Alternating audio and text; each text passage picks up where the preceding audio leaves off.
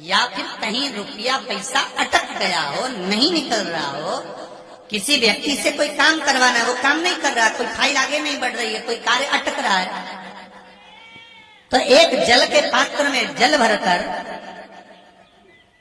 5 बेलपत्री शिव जी को समर्पित कर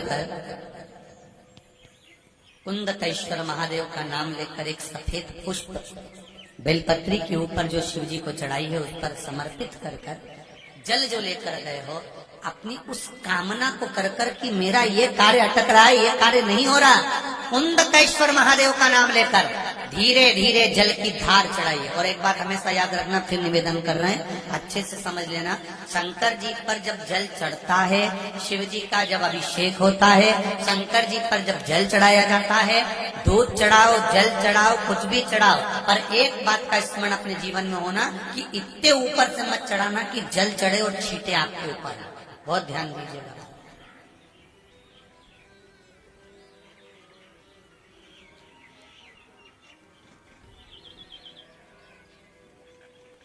यहाँ तो यहाँ तक वर्णन करा गया है कि शंकर जी का जल चढ़ा हुआ जहाँ से बहकर जाता है ना, उसको लांगा तक नहीं जाता। यहाँ लांगते हैं क्या? नहीं ना, परिक्रमा भी करेंगे तो वहीं से लौट कर वापस कर जाएंगे। शिव जी का जहाँ से जल बहकर जा रहा हो, चढ़ा हुआ जल जहाँ से बहकर जा रहा हो, उसको लांगा तक नहीं जाता। और कई लोग बड़े बड़े आनंद में शंकर जी पे इतनी ऊपर से जल चढ़ाएंगे तो वो छींटे पूरे अपने ऊपर आना चाहिए, शरीर पर आना चाहिए। नहीं, उसका दोष है, मारे उसका दोष है।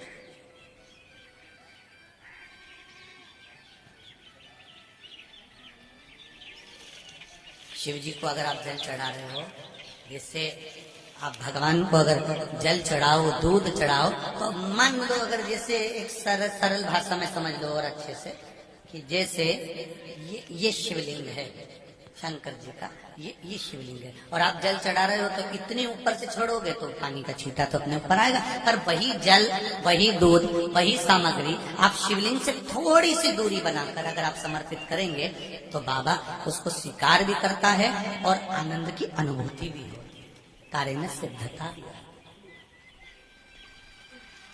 कार्य में उसकी सिद्धता।